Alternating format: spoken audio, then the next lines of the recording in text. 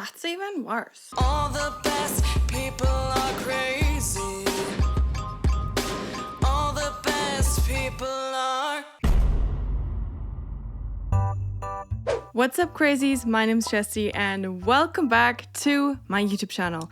I'm a digital intermediate engineer, also known as a conforming artist who spent the last couple of years working in film post-production and who can tell you a lot about how movies are made and what to notice while watching them. So my last two videos were about not the greatest romantic Christmas movies out there. And it got me thinking, what does make a good Christmas movie in the romantic category specifically? What are the elements it needs to have to be a good movie? And what happens when these elements are missing? What are things I personally want to see in a good romantic Christmas movie? Let's dive in. These romantic Christmas movies usually always follow the same or similar patterns, and those, in and of themselves, aren't necessarily good or bad. It's the way these tropes are executed which make the movie good or bad. Let's take the big city writer goes to a small country and meets a prince trope like we have in A Christmas Prince. The plot in and of itself sounds cheesy and maybe even ridiculous, but the plot does make sense even if it is simple. The essence of this movie is about the meaning of family, addresses family trauma and how to deal with loss and sickness within a family. It is about reconciliation and finding one's true self. And all that is wrapped up in the simple storyline of a big city writer goes to a small country and meets a prince trope. Now, if we look at Hot Frosty, where a widowed woman in a small town falls in love with a come-to-life snowman, this premise does not sound more cheesy or more ridiculous than A Christmas Prince, but a big reason why A Christmas Prince works and Hot Frosty doesn't are the characters. For me, characters in a romantic Christmas movie don't necessarily have to be massively layered, but at least have common sense. In A Christmas Prince, Amber, the writer, is a kind, curious person who puts finding out the true story behind everything above all else. This trait follows her throughout the plot and is what causes the prince finding his way and figuring himself out. In alliance with the plotline of this movie of finding one's true self, Amber figures out what she truly wants in life and the prince comes to terms with becoming the king. Now, if we look at Hot Frosty, one of the major issues that I had with this movie was the writers deciding to make this come-to-life snowman into a literal child. A child. He acts and behaves like a 5-year-old while looking like this. The premise of a woman falling in love with a come-to-life snowman is not the issue. That's fine. It's made up. No problem there. The problem is the idea that this grown woman would fall in love with a man who, in his brain, is a child. That is just icky and makes me uncomfortable. And as I mentioned, I want characters with common sense, and Gretchen Wieners just did not have it in this movie. It was not fetch. Something I also mentioned in the video where I watched Hot Frosty was that none of the characters act like actual human beings. The snowman doesn't either, but how would he know how to be human? So I can let that slide. But the rest of the town is so nonsensical. Like, they immediately believe that Jack is a snowman and are willing to drop their life savings to rescue him. There was no build-up or backstory to why they are like this, and it doesn't make any sense. And frankly, is lazy writing. There was no consistency in the characters of Hot Frosty, and the focus was on the wrong things. Jack, the snowman, permanently switched between being a hot grown-up man who tries to be there for Kathy and a little child who neither understands social norms nor how to think logically. The focus was also way too much on the fact that this guy is hot. Yes, it's in the title, but being hot doesn't always have to mean being physically attractive. Kindness can be hot. Being treated with respect is hot. Instead of having a scene where a woman almost gets into a car accident because she sees Jack shirtless on a roof, they could have made more of an effort to show us his hotness in his kind, caring, and respectful personality. Another thing that is very important in a romantic Christmas movie is the chemistry between the two romantic leads. Duh. A great example for that is the Netflix series Dash and Lily. It's about these two teenagers who meet through a journal that Lily left in her favorite library filled with riddles and challenges for another teenage boy to complete. Dash picks it up and is immediately intrigued. They write back and forth while never meeting in person, leaving the journal in different places throughout the city of New York with new challenges and riddles for the other person to solve. It is so fascinating how two people who've never even met can have so much chemistry simply through the way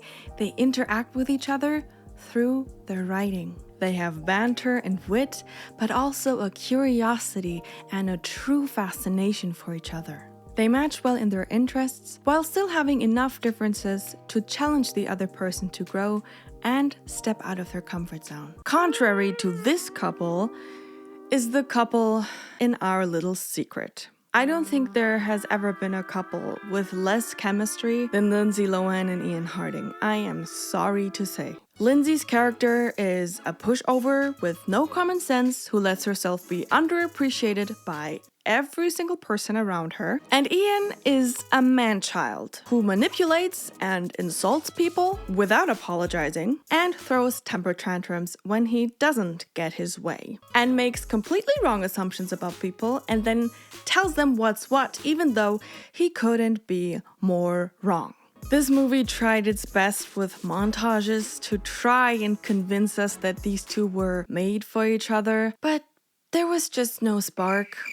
No longing looks, no wistful glances, nothing. And the characters weren't even deep enough to have common interests. There's literally nothing more to say about them than everything that I just mentioned. And that, again, is just lazy writing. Instead of having the entire storyline of the dog going to the vet and fake getting its stomach pumped that took up like 20 minutes of the movie, they could have written like a true bonding moment between Lindsay and Ian to show us more of how they were actually like with each other, what their common interests are, what their banter is like, and how well they are suited for each other. But no, apparently it was more important for Lindsay to get high accidentally, eat a bunch of cookies, and then blame it on the dog. Look, I am all for two people falling in love, but when at the end of the movie I am still advocating that the leading lady should be single, then the movie did not do its job well,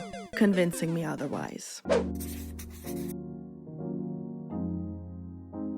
The final element of a romantic Christmas movie for me is the feeling it gives me while I watch it and what I'm left with after. These kinds of Christmas movies, if they are made well, fill me with a feeling of nostalgia, coziness, warmth, and enjoyment. I'm happy to have seen what I just watched and might even watch it again sometime. If a movie leaves me with anger, annoyance, confusion, and cringe, then it is not what I was hoping to get out of. Our Little Secret made me so angry at times that I had to pause for a few hours before I could continue watching it. Oh my God. I am not kidding. And that's not what I want out of a romantic Christmas movie. These movies also often try to convey a heartfelt message. It is supposed to be encouraging, give you hope, and make you feel like Christmas miracles can actually happen.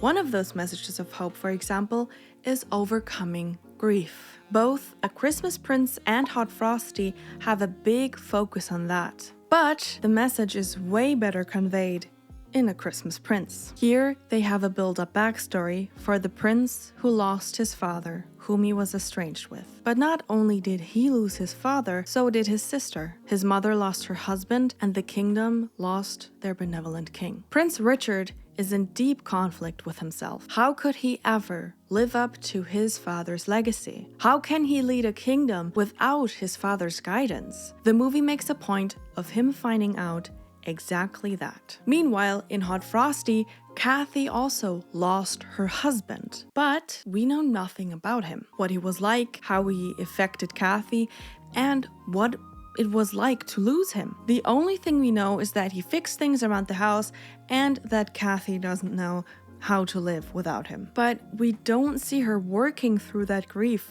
in the slightest. Jack just shows up and fixes a few things in her house, and she immediately falls for him. There is no active dealing with the grief, no active healing. There's just, I'm sad, but oh, a hot guy. Now all my problems are fixed. That's not how overcoming grief works. And so this is why A Christmas Prince succeeded in its message of hope, and why Hot Frosty missed its point by a mile.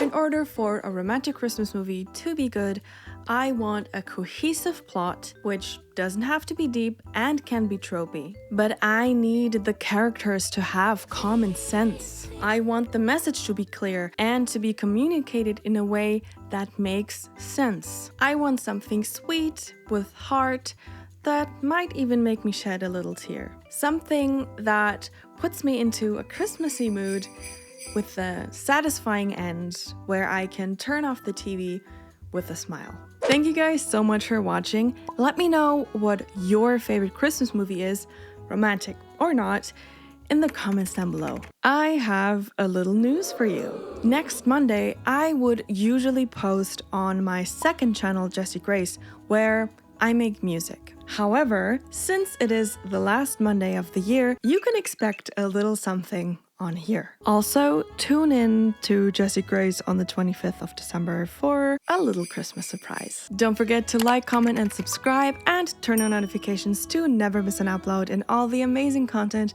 coming your way. Stay crazy. See you next week. Bye! Enjoy your holidays! Imagine you're in New York and it's Christmas. You're in your favorite bookstore, and there's a red notebook. Do you dare? Do I dare? Not for just anyone, but I have to confess, you intrigue me.